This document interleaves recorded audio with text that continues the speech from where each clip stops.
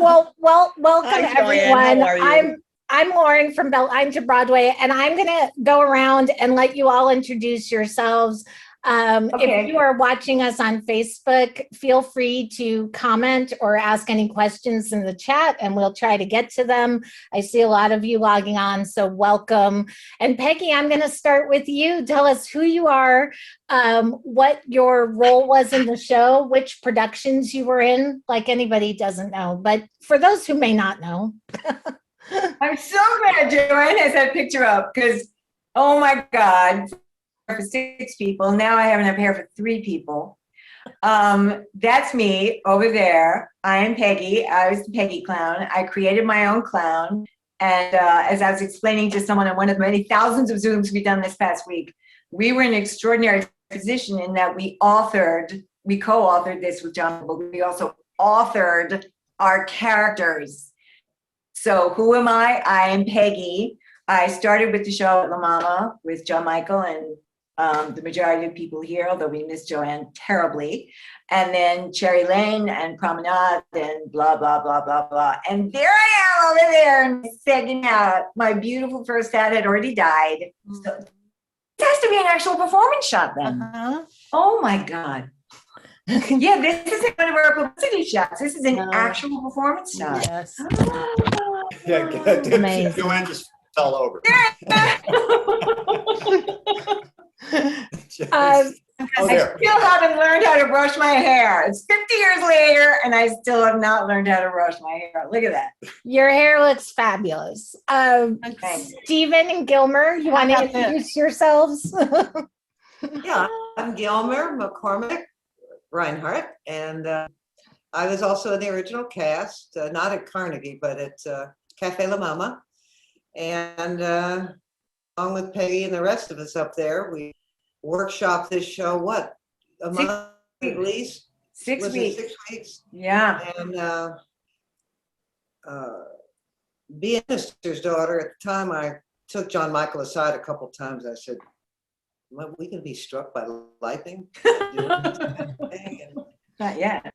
And then he explained about the joy of the gospel, and that really hit a chord, so to speak. And I remember Sonia and I, the fight we had, and the thing is that every night we'd have to sit down and have communion with each other. So little by little, we just grew into one body, I think. Big, moving body. And Stephen, I met him, of course. Yeah. I knew nothing about Godspell, absolutely nothing. And you turn off. Okay. I was working with Steve on Pippin at the time. He was developing Pippin for Broadway. And then I didn't hear from him for like a month. Called me after about a month and he said, forget Pippin, I got the show called Godspell I've just written and I want you to play piano. So that's how I came into it. I didn't meet anybody until the night we actually played through the score with Edgar's house. Yeah. Yeah. Right. And that's the first time I met any of these people. And the first time, and after, I get a little personal story here. Charlie Haid was there and he had a Volkswagen Beetle. And we all ran into Charlie's Beetle so he could take us all home. And Gilmer sat on my lap. And that was the beginning of our relationship.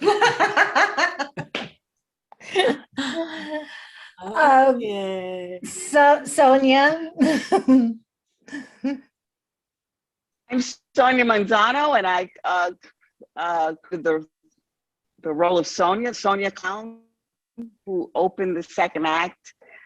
Kudos to Stephen Schwartz, who wrote a song with the only 3 notes that I could sing, and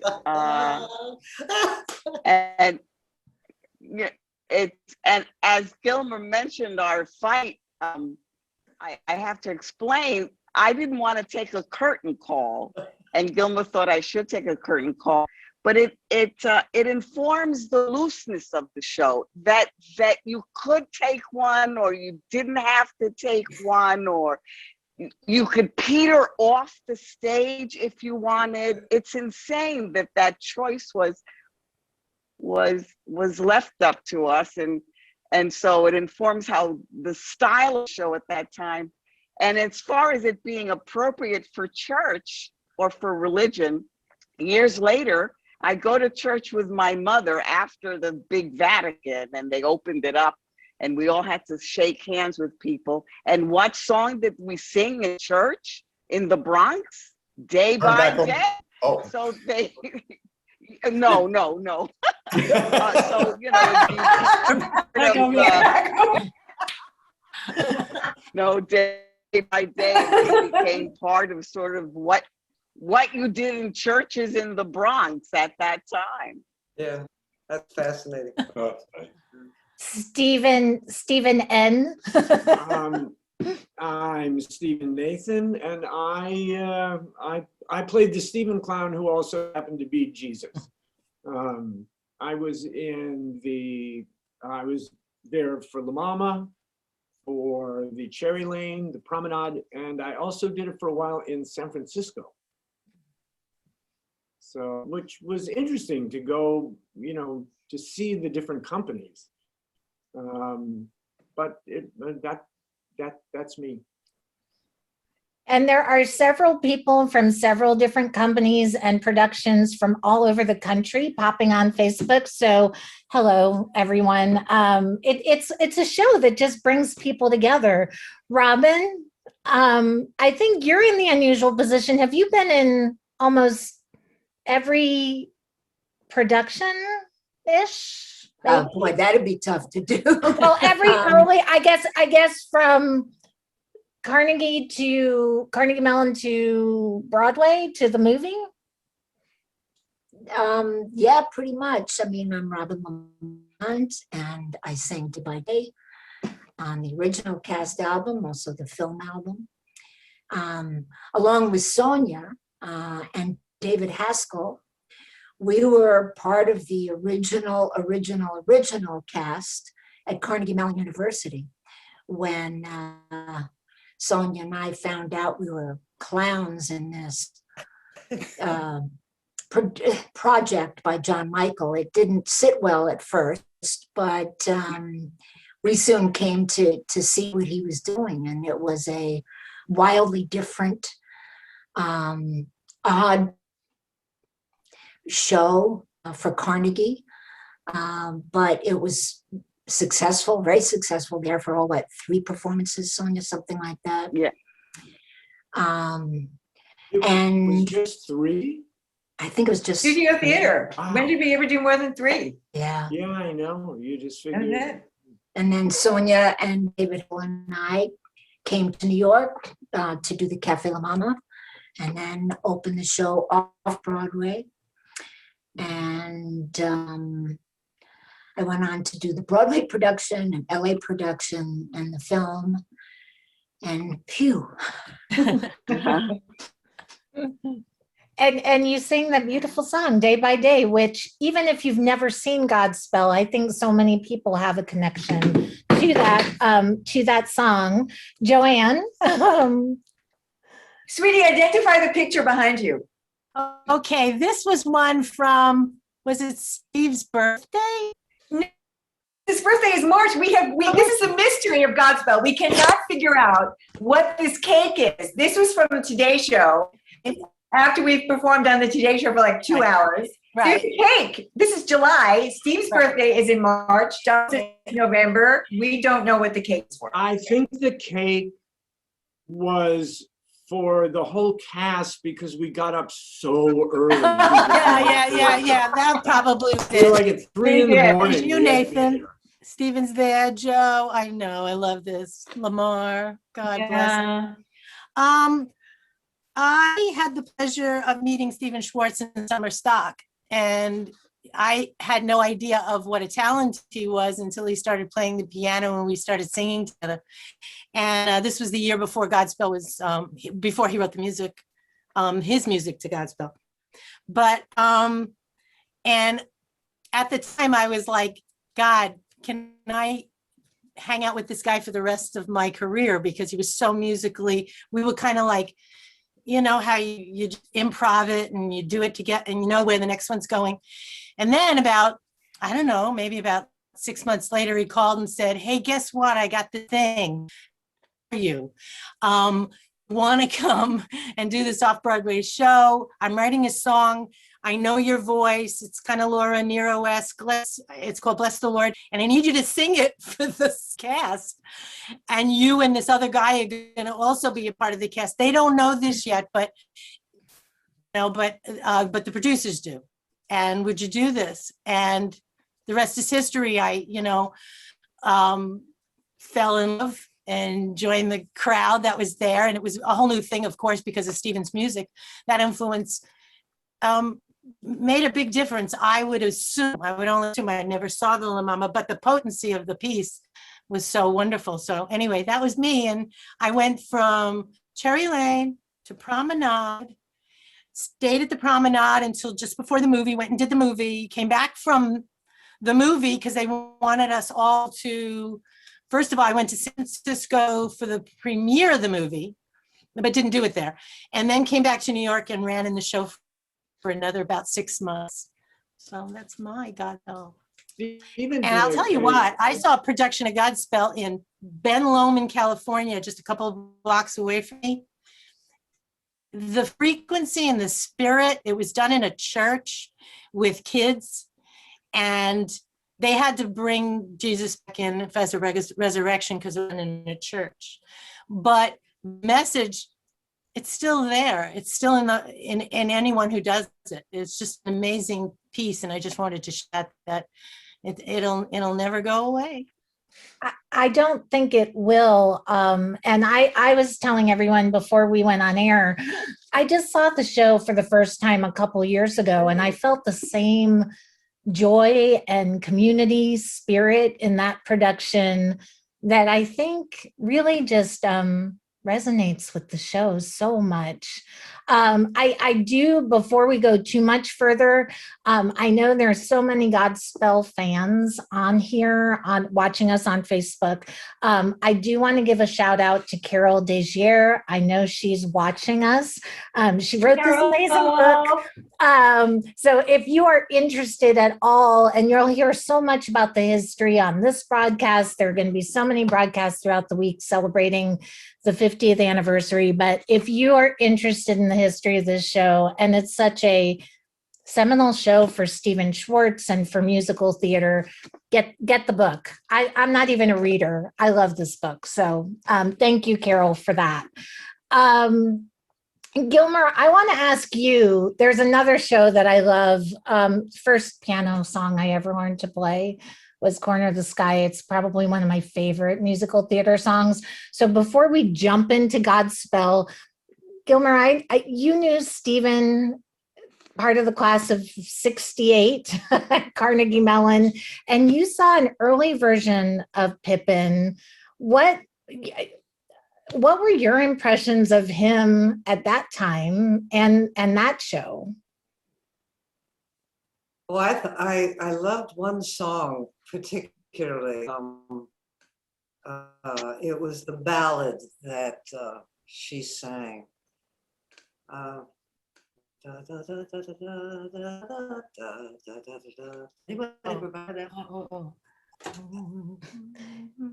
loved it. I think I also helped with the crew on that because there was no musical theater at Carnegie, was there? No. No. No. I Scotch- think Scotch and soda. I Scotch remember and when word Scotch got Yeah, there, yeah. Gotcha. You couldn't work on it in the department. It was crazy. Baker came in and was one of the professors at school.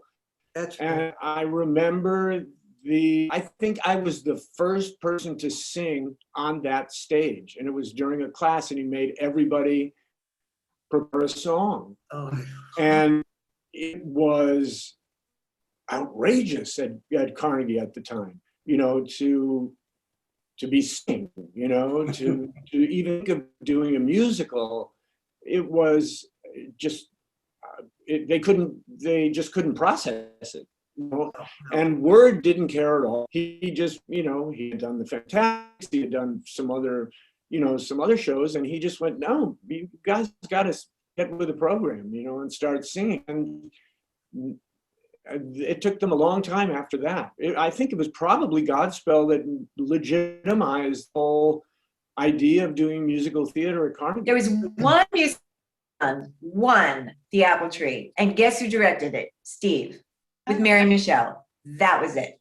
One musical the whole time I was there. That was it. So interesting, because now we look at it now. There's such a legacy of performers, all of you. And then if you look at Billy Porter, my friend Eric Whittle, so many people have come out of this program now. It's just such a now it's a great musical theater program. Yes. Now it's a Leslie Odom. Leslie Odom from Hamilton is from Carnegie Mellon too. A lot of people come out of it and gone right to Broadway. Wow. Amazing.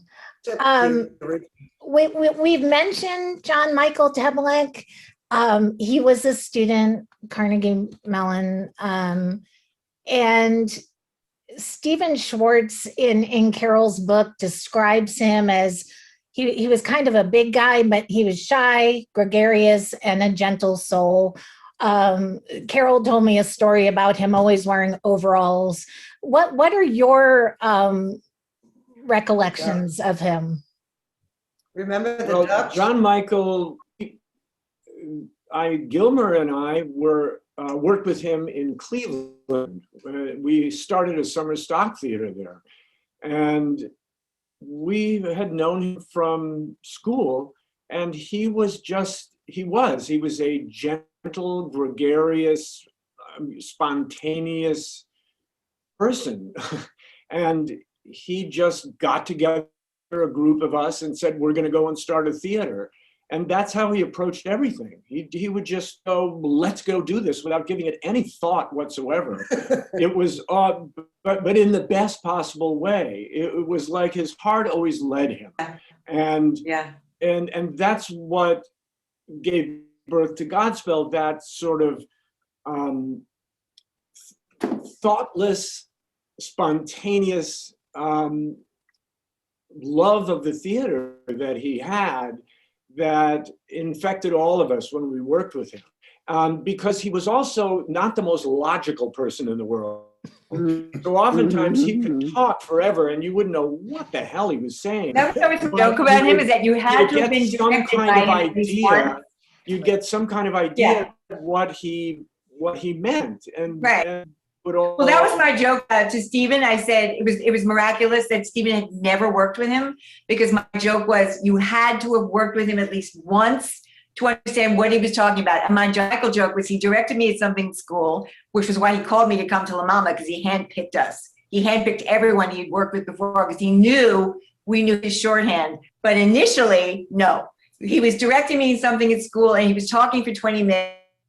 And I finally just said, so you want me to get up, walk downstage left and sit? Like, what was it? What was he talking about? So he was brilliant. He was conceptually brilliant, but he was very, very dense. And you had to have worked with him at least once to get the experience with him. And then it's like our first night at La Mama, when he explained what he wanted to do, we went, got it, because we had all worked with him already and we understood his language. And so for me, it was miraculous that Steve, who'd never worked with him before, was able to come in, and as I say this every time because it blows me away, write new music to 8 existing songs, write 5 additional songs, and musicalize the prologue, which had been spoken in 4 weeks, because there was no time to get John Michael's language, to understand him conceptually. He had to get it. He had to get it immediately, and he did. Whereas with the rest of us, what Steve is describing is so true. You have to have worked with him at least once. I worked with him a lot. Okay. I think actually during rehearsals, I kind of cut through a lot of John Michael, because I felt like I was a translator. Yeah, you did. Yes, that I think that that's very bold of John Michael to lead and trust that you're going to get there before he does. Like he'll point you in a direction, and then we got there. And I do believe that Steve led the show internally. Yeah. I think that Steve was kind of a director. Now that I think about it, now that we're talking about it, I think that certainly you led us along. The part was the guy who did lead, so it was, you know, part of the acting. So it was like happening on two levels at once: the internal leadership and the leadership we were trying to show. Yeah. Yeah. I remember one time when we were rehearsing Bless the Lord, before Bless the Lord found its spot in the show. I remember I was doing the parable beforehand. John Michael was describing what he wanted, and I was kind of, you know, and then we were acting it out, and then suddenly it was at that point where I went, oh, like I got what I was, for the first time, it kind of had a revelation, and he went, there, right there, that's where the song's gonna go. And then Steve came running up and goes, bless the Lord, right there. And it was like, it was so magical because it was really being created by the two of them, joined effort. I think that's what you're saying too, Sonia. It was really something else. That was how by my side. Gillian and I brought it in to the group. I will never forget this. The group was facing us this way. John Michael was sitting here. Gilmer was here with her guitar. I was here. We played it. He sat there and he just went, I know exactly where they should go, the stoning scene. I said, there's a stoning scene? This was the first week. We were improvising like the first parables in Act 1. He just was like, the stoning scene, boom, the show. And So to give, Joanne's right. And Yeah, it was he so, just- and just to bring and what people, was remarkable to me was that Peggy and Gilmer, their hair resembled each other. Yeah. So they looked like persona, that Ingmar Bergman, that like Ingmar Bergman movie where the two people with actors look alike. And I would marvel every night when they would sing that they were like reflections of each other. Oh, it was beautiful. I never saw it, so Beautiful. that's cool. well, and so people understand, for people who don't know, because I think if you've seen the show only recently, like me, you may just think it's Stephen Schwartz show, and it certainly is. But let's, Peggy, to talk about a little bit of the history.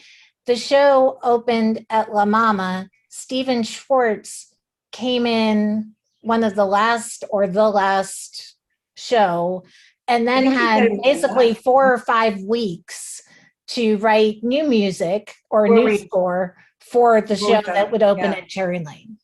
Yeah, it was incredible.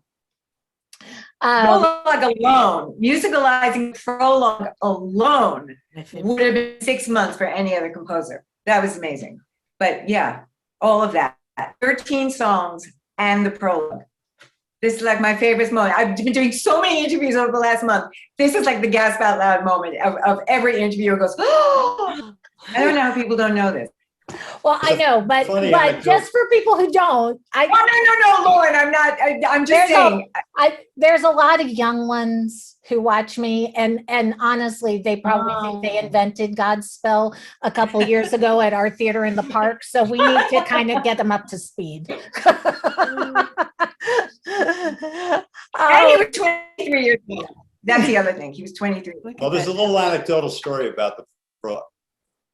Oh, let's do it.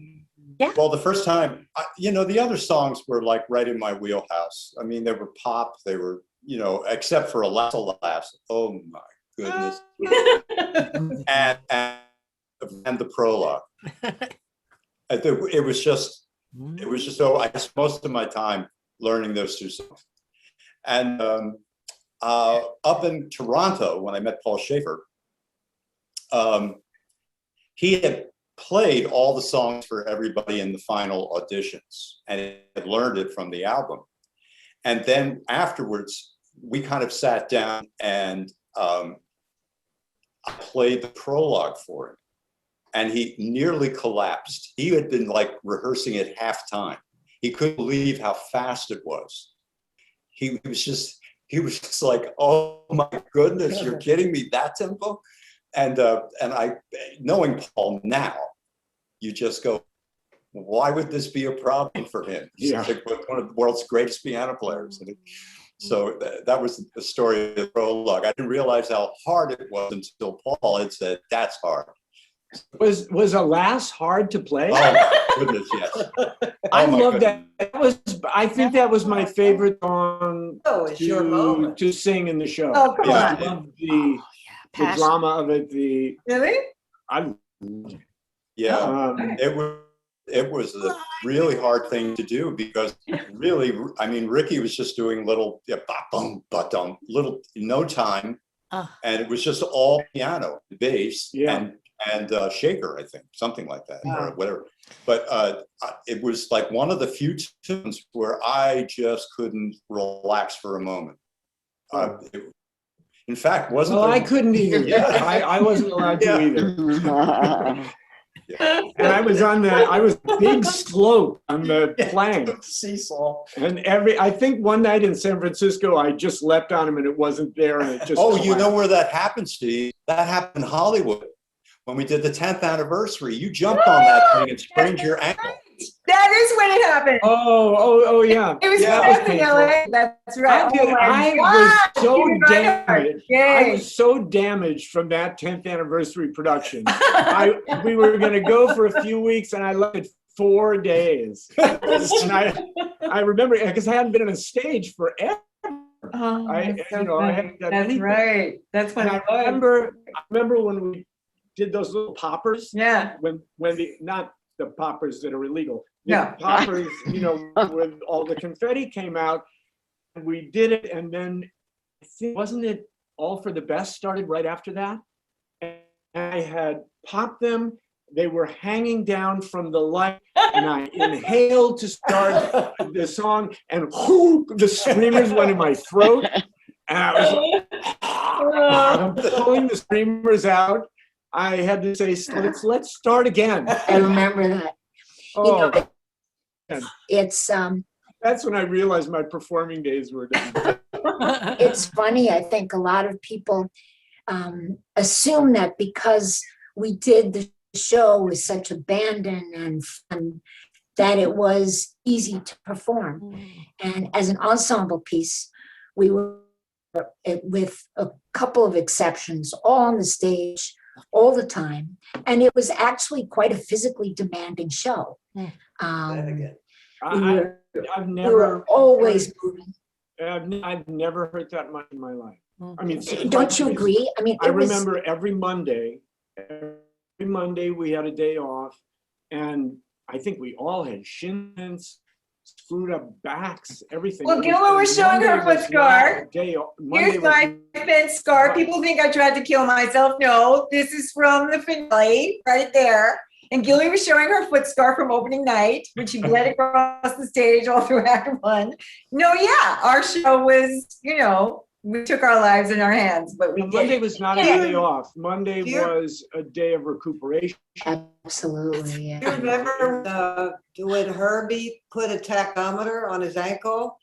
And in one show, he said we ran 42 miles. Remember that? Wow, yeah. Wow. That's a great Nobody trivia would do question. that. I mean, it's just- 42 miles. A total of 42 miles, In all one 10 shot. of us.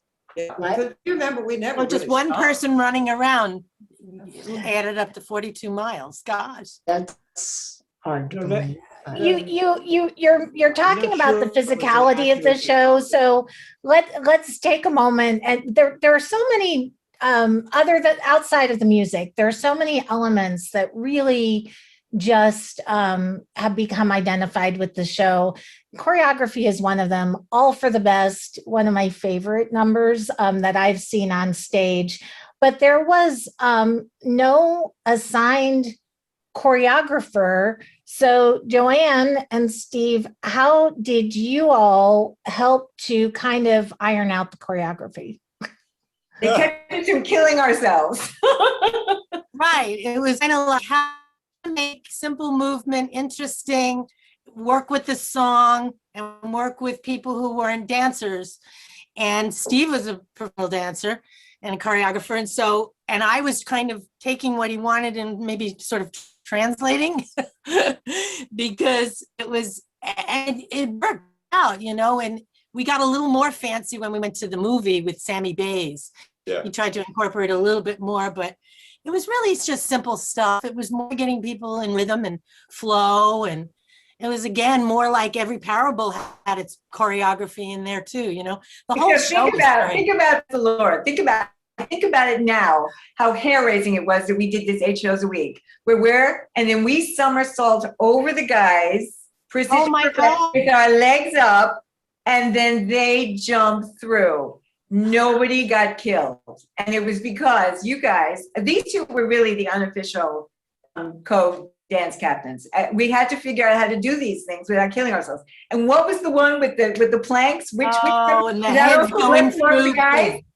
Also, I mean, it was a miracle that hands didn't get slammed. It was just a miracle that we didn't kill ourselves. I'm just saying. Well, the real day, I think that I really didn't want to laugh, but it was the day. Do you remember the We Beseech Thee clap circle? Oh God. The whole thing. The whole thing. Yeah. Steve, we're going all over the place. I think the greatest challenges was trying to get all these people together and making it look like something in a matchbox.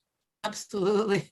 I mean, the Turn Back, Oh Man cakewalk was like in a matchbox. That's why I danced with the darn broom. I don't know why I danced. Joanne, Joan I wound up love dancing that you're with a flashing broom all and of that these wasn't- pictures behind you. Well, I I do couldn't too. help myself. I was asked for them by Kreppel this week. He was doing something, so I had pulled a whole bunch of them in.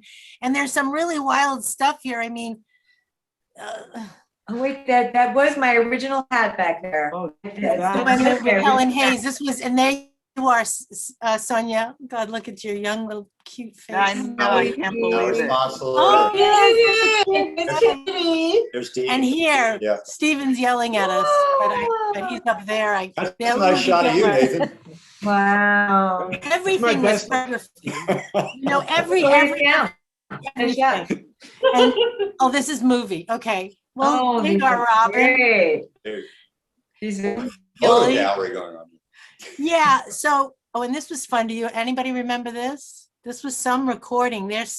I can't remember what it was, but Sonia, you're in it too. This is when we were in LA and you guys, I think this was camera 3 or something. We did the Merv Griffin show, and I think you did the camera 3 or Mike or something. That was it. And then there was Yeah. one of these where we And did that's a show. the Today Show. That's today. Oh, that That's was Today today. Show.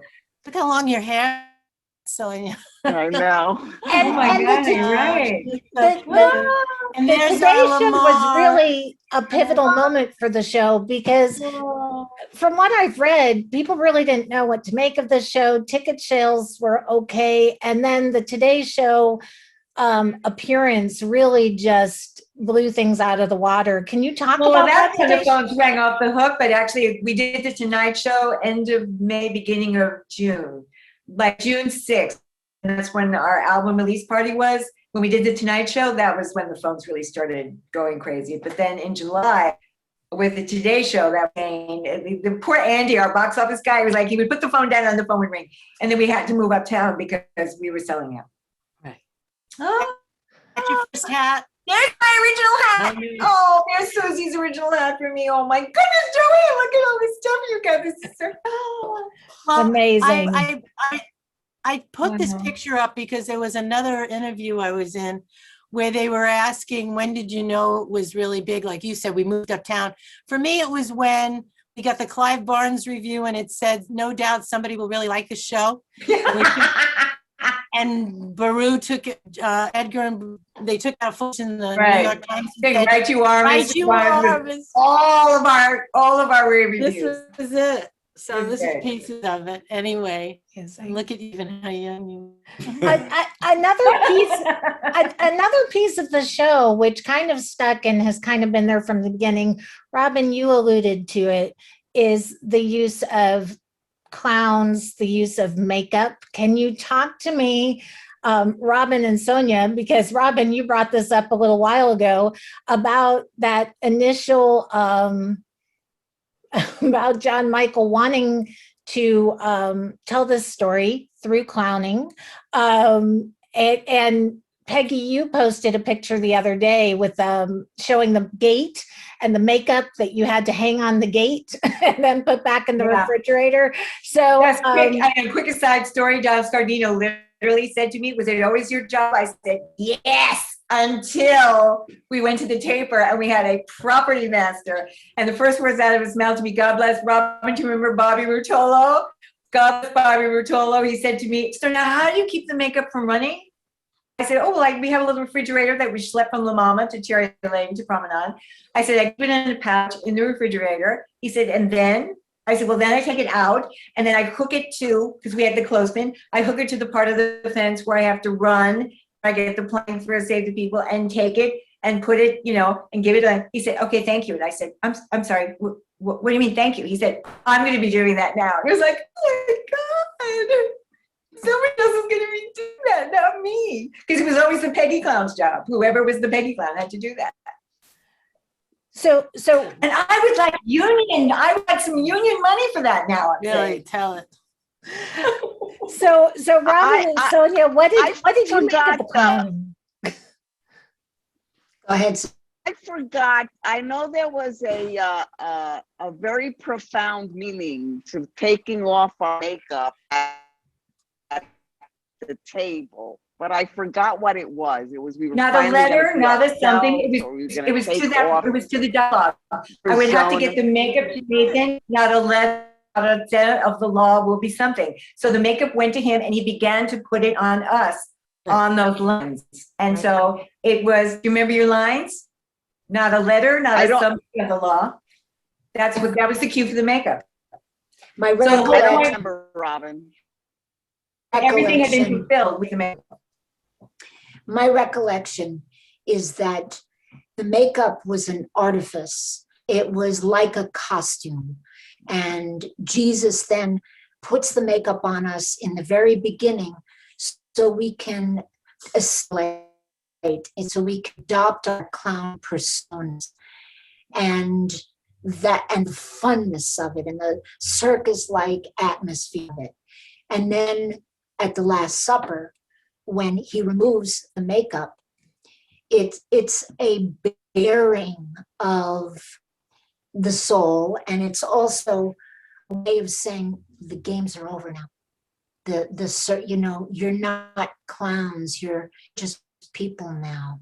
And I think that, am I right, Sonia? Is that? Yeah, so it's coming of age. Yeah, that sounds right. Yeah, But it was also right up on to Stephen's coming of mind age. that something had to be fulfilled, not a letter, not a thing of the law, something. And that was the cue to start the makeup. So the point was when this was fulfilled, then the makeup could come. Yeah, so Jesus, we got don't you down remember to your the lines? essence of, we got down to the essence of who we are as human beings. Yeah. What we all share. Yeah. That all the artifice was gone. These personalities that were very careful and cultivated were just for show now. Now we were stripped down to what connects us all. And I think that was the ultimate message of the show. I think also, For all of us to remove the artifice of who we think we are and realize how joined and connected we are as people. Mm-hmm. I think later on, in a discussion I had with John Michael a long time ago, that he had pictured Godspell as the first of 3 plays. Yeah. And the second play was these clowns who no longer have the makeup on. He was going to take it from the Book of Acts. Like they meet up and then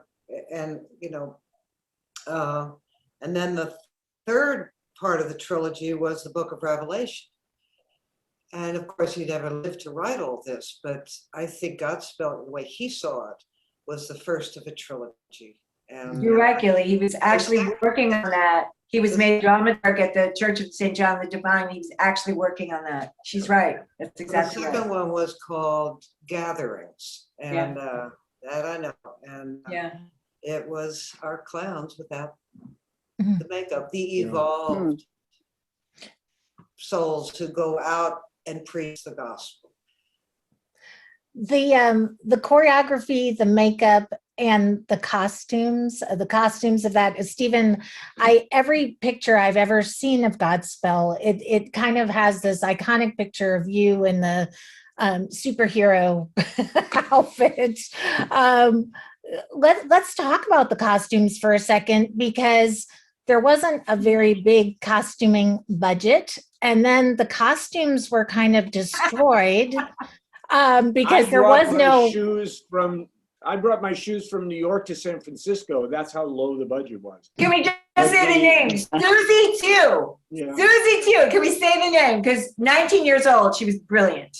Yeah, they were great, and I think a lot of them they were done in conjunction with the actors. You know, again, it was the artifice. It was who we thought we were, who we wanted to be.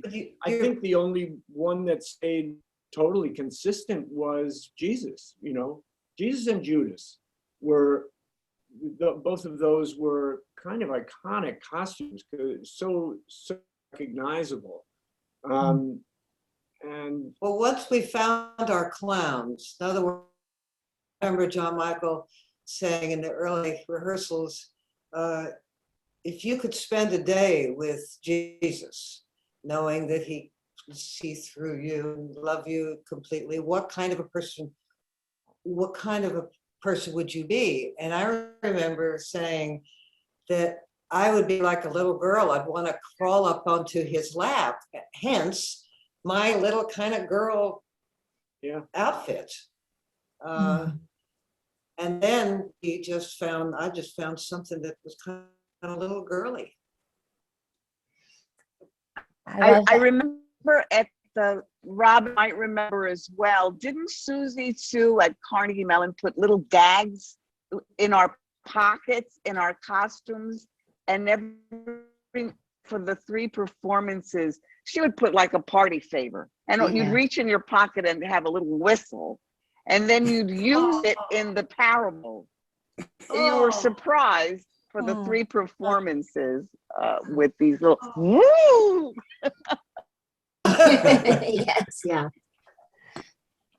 And I think you're all kind of alluding to the structure of the show, and maybe even the lack thereof, because in any production of this, any actor taking on these roles really has room to make the role, the clown, their own. Why was that important to John Michael to create this kind of structure to this show, which is For kind him, of having us find an identity would be the very first step in having us personalize the parables. I mean, I remember our improvisatory process. It's funny, Scardino asked me another question about this morning.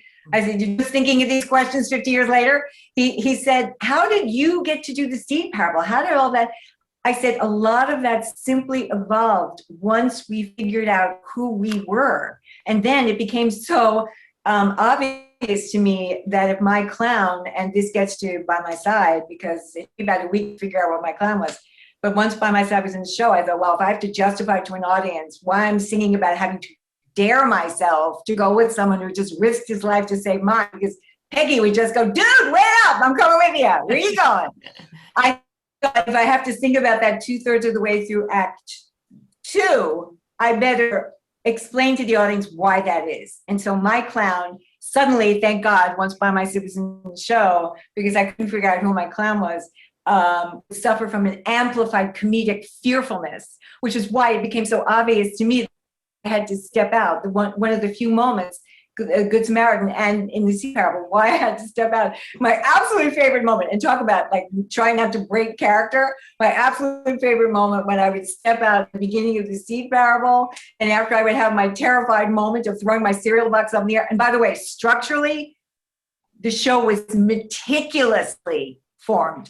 meticulously, whoever it was, God bless you, who had to throw my flattened Cheerios box exactly where it had to be during the throwing of the garbage. So I would find it in the exact same place, HOE, to pick it up and have it be my faux script. And then, of course, I would throw it up in the air and be like, people! My favorite moment, and to try not to break character, was hearing Gilma go, she's stupid.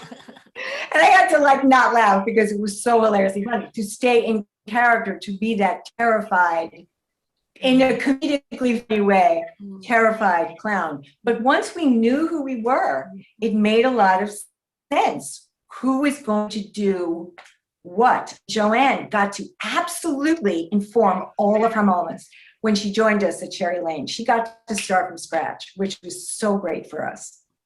What was interesting about that you're saying that, Peggy, is if you look back at, I have a picture here, that one with the newsprint that I just showed you, and that was the first costumes from Susan. I had some kind of weird costume. Robin's was a little different. It wasn't you. It wasn't quite formed. It belonged to the person who preceded you, right? It wasn't you. And so Sonia was the closest, and you to what you were. Yeah. And then as time and life and everything moved on, I just lost you all. Then what morphed for me, and I'll show you, if you notice, I don't have any hair showing. My clown became more of an androgynous puppet. It was female, but I felt like being the new, I kind of borderlined being with Lamar in the dressing room, being my buddy friend, and the girls. And so halfway through, and boy, I was hot with these pigtails. I just started putting it all up on the top of my head, on the hat, and play it. And that's when makeup went boom. It was puppet mouth. Yeah. And 2 dots. And so I felt like this way I could actually be anything. I could be a guy voice, a girl's voice, a silly voice, a profound or whatever, sing big, sing little, and was never redefining myself actually until the same thing happened when the makeup came off. And suddenly I felt a person. But when Susie, so when Susie actually got to see you, she realized that the costume you were wearing was wrong. And Susie would adjust to what, yeah.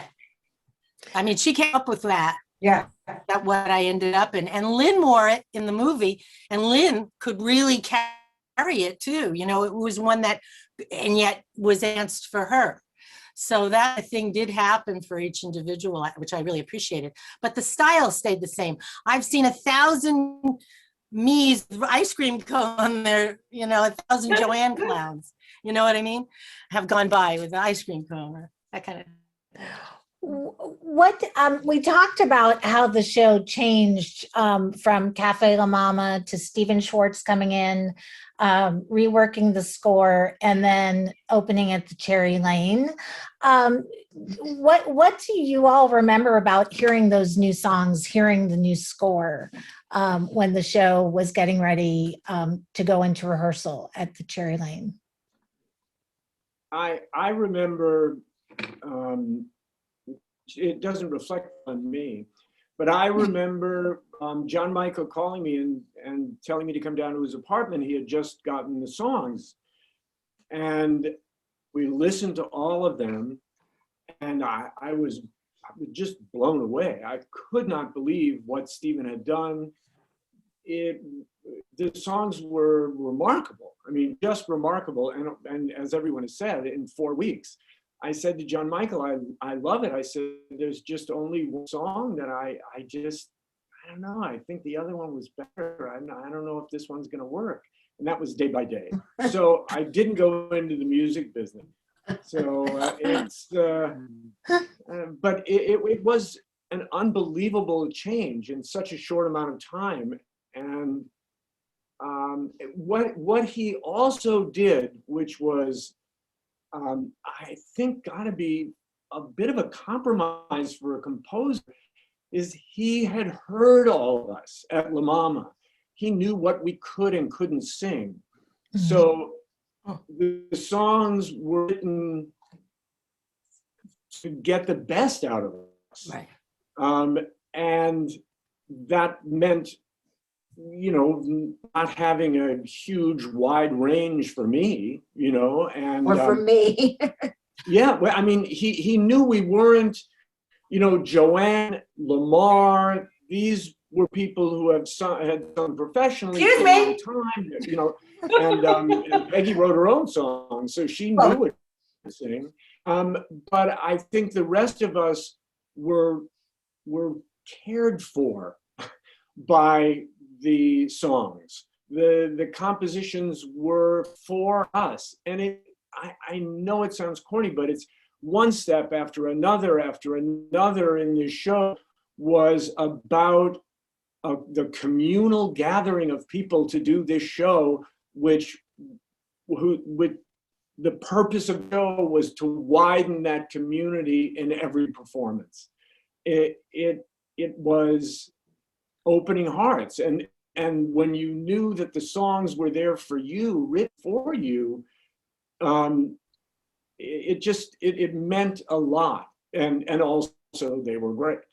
You know, I mean, when I heard All for the Best, that was the best Christmas present I ever got in my life. I mean, that was, I loved doing that. And I remember working out the choreography with you, Steve. I mean, because I could do a very bad soft shoe anyway. And, you know, everything was what we could do. Right. You know, I could the ukulele. There aren't many people who do that anymore. And, you know, and I could do a few little magic tricks, and I could do that stuff, and it was all incorporated into it. You know, the canes, the magic cane. I think I brought that in from you know, magic shop, you know, and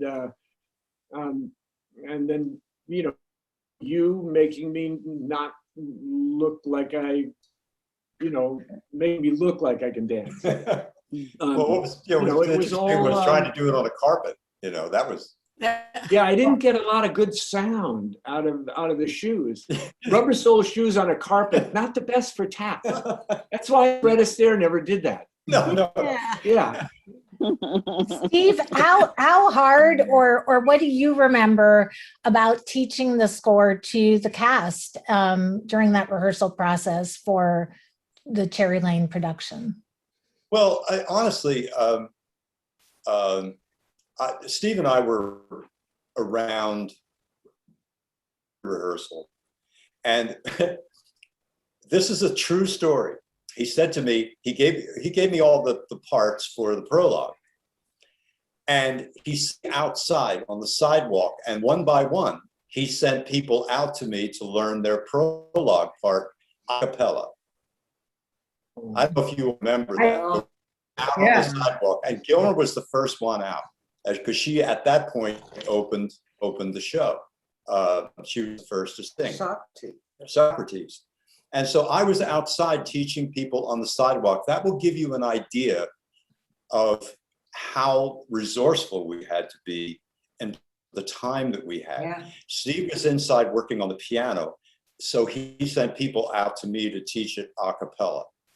And you know, so I had to be in the right key. It was just, you know, I so much wanted to be at the piano doing this. But honestly, the teaching of the score originally, from what I remember, is Steve did most of that. You know, I was doing a lot of rehearsing and playing piano after that, but he did most of it. And then when it came to the other companies, I would go in and do it. But I do remember really being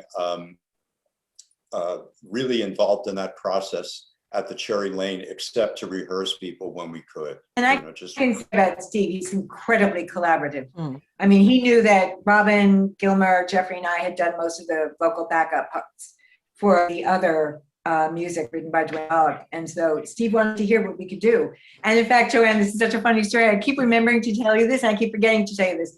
When we did this concert 2 years ago, Steve's charity, the Orphan Starfish, I was teaching your part in our Oz during Day by Day to whoever, Luciana John.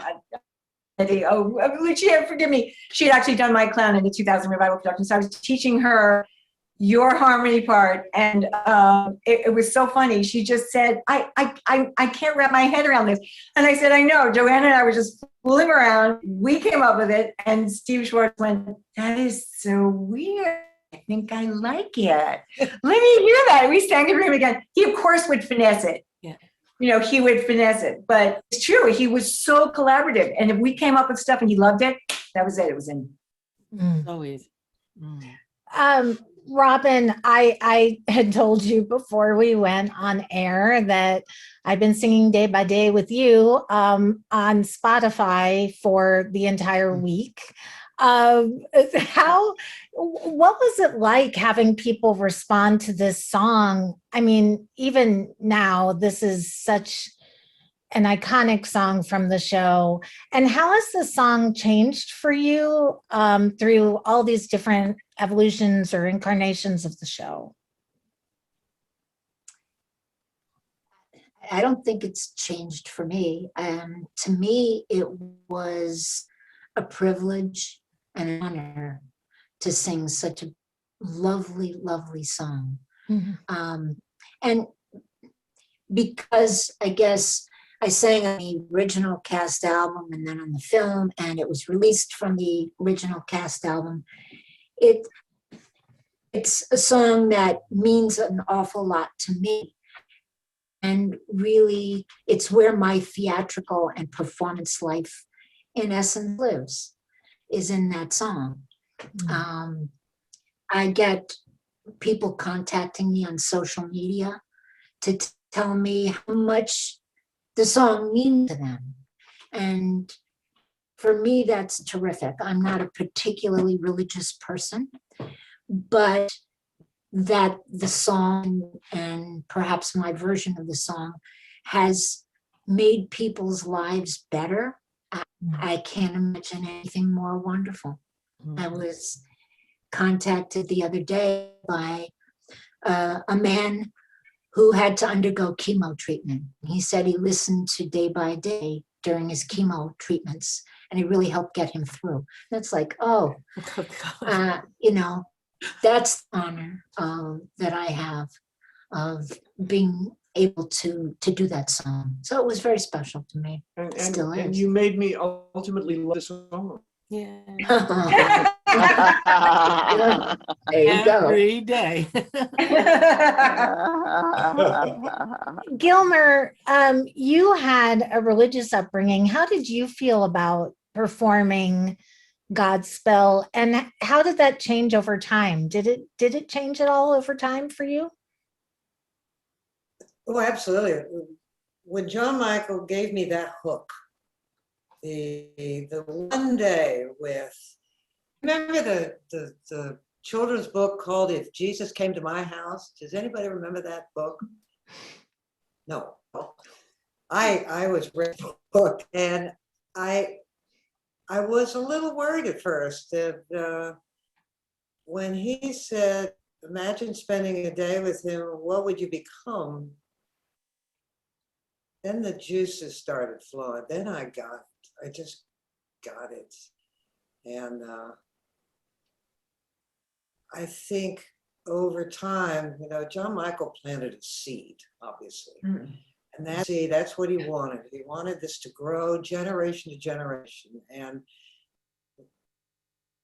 yeah, I've directed Godspell twice. Stephen and I have seen it so many times, so many places. And you can see the life for continuing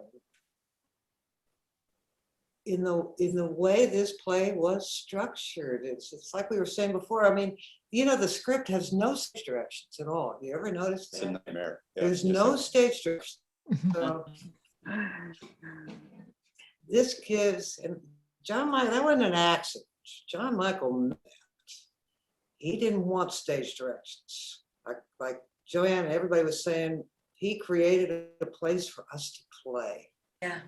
And to discover. Yeah. And I don't know about you all, but it never really became old hat. Every performance we did was just magic. And do you remember when Jackie Kennedy came into the dressing room? Do you remember that when she came? with Peter Duchin brought her Oh, to our show. God. Any of you remember that? No, She went into the dressing room, Steve.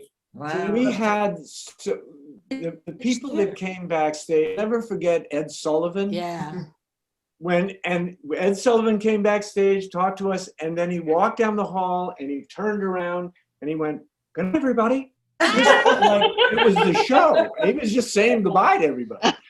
But it was Ed Sullivan and Fran Allison. Oh, I know. That was the most exciting thing. That was a very big one. She was like the most exciting celebrity for us because we've grown up with Oh, her show. there were so many. Who, that with come who? I didn't backstage. hear that. Fran, Cuckoo Fran and Ollie. Fran. Oh. Cuckoo She Fran. wouldn't remember Kukla Fran. She's young. And, He's and familiar with Gilmer, puppets. Gilmer, what do you Yeah. remember about Jackie Kennedy coming? Oh, I remember us sitting there all sweaty and stinky in this little dressing room, taking off our makeup, and this elegant, tall creature came into our dressing room, and I don't remember any of us saying a word. I think we were just like Shocked. open mouthed, and she just wanted to come back and say the show just moved her. She loves the show. And I just want to say something about resurrection. I thought, why do they say there's no resurrection in the show? When we go, dun, dun, dun, Yeah, dun, dun, dun, Exactly. he's coming again. And I don't understand why everybody says there was no resurrection. well, I Joanne. think like in this one production that was local in this barn in the church barn, they felt that resurrection walked back in. Oh, And so they had him come back in at the end and they sang to take their curtain calls. trust me, lifting up Stephen Nathan, he wasn't light.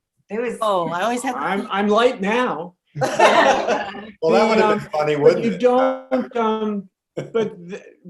From John Michael's point of view, that was always the resurrection.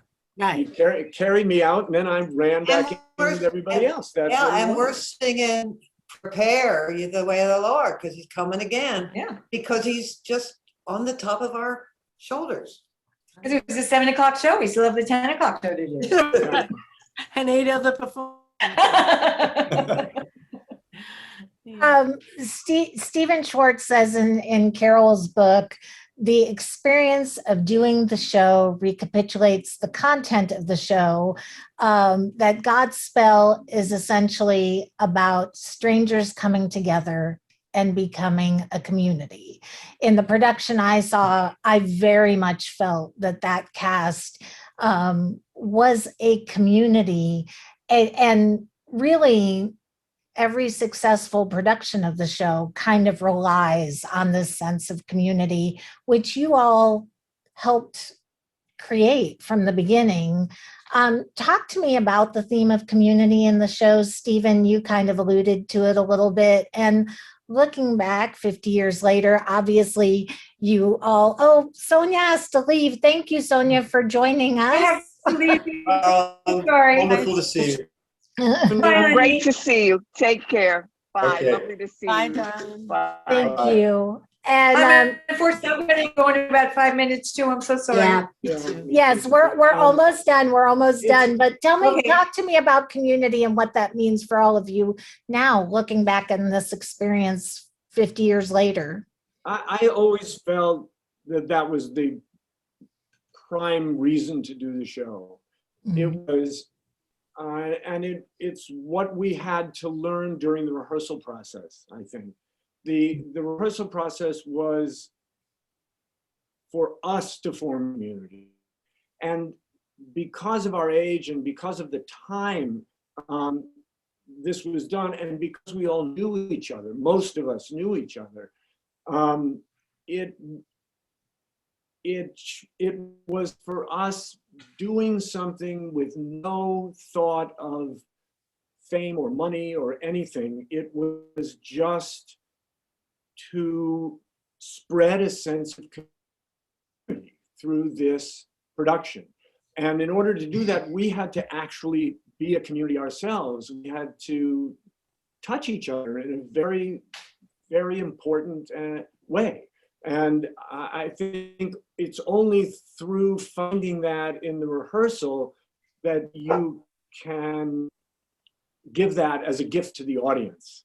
It was always, I remember seeing the standing ovation the first time we did the first preview, and it was an affirmation of what we were giving to the audience.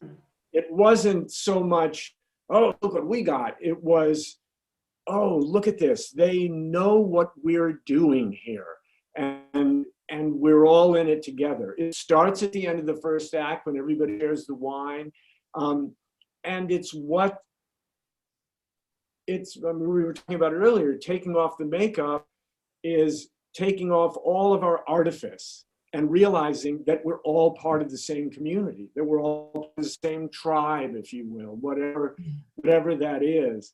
You know, our political beliefs are wiped away, our prejudices are wiped away, everything is gone, and we're left with each other. And there's no survival without that. There's no love without that. There's no joy without that. And that's what we were trying to do. And what John Michael did in some kind of weird, magical way that still exists in this piece 50 years later. If somebody in a high school or wherever, you know, some theater picks this up, that still exists in that piece. This piece is for it's for everybody. I think too, Steve, a lot of what you're saying is we had to rely on each other as well in building that community, because it's like Peggy said earlier, if we didn't, we'd get killed. So, well, yes, and you know what else was John Michael's Angel and Devil was this mind which was constantly in the middle of a hurricane, and sometimes all we had to rely on was each other, because we didn't know what he was talking about, you know, and I know that's not pejorative. That's like we had to find out together as a family what he was talking about. Yeah. And sometimes that was hard, but it always got us to the right place. So he was, I guess he was a mad genius, you know, he was a madman and a genius. and he was almost the youngest of us. He was the person that we had to comfort and, you know, make sure he was okay. But that was the thing. That was his jumping off point. Only as you become as little children or fools shall you enter the kingdom of heaven. So John Michael was the biggest clown of all. Yeah. What was very interesting, I think, was as someone who didn't experience it like you all did, I was just seeing it in a more objective way, I think, because I wasn't involved in this process. There's a great parallel in the New Testament to this. Most of the time, the apostles didn't know what Jesus was talking about. They had no idea. And so one day he just sent them out on their own, just like you all had to get up there on your own. And it's then that they began to understand, well, when they tried to communicate to other people, they began to understand what he was talking about. So there's a parallel there that actually is in scripture. I have no idea if John Michael intended this or made that reference, but I don't know if he did, but that was the end result. Because Gilmer, I mean, we were at Bay Village together, so you know, there was a lot of confusing stuff there too. That we should probably mention now. But you know, seeing your way through his mind, which was our task, was eye-opening in many ways, and you know, opened hearts as well.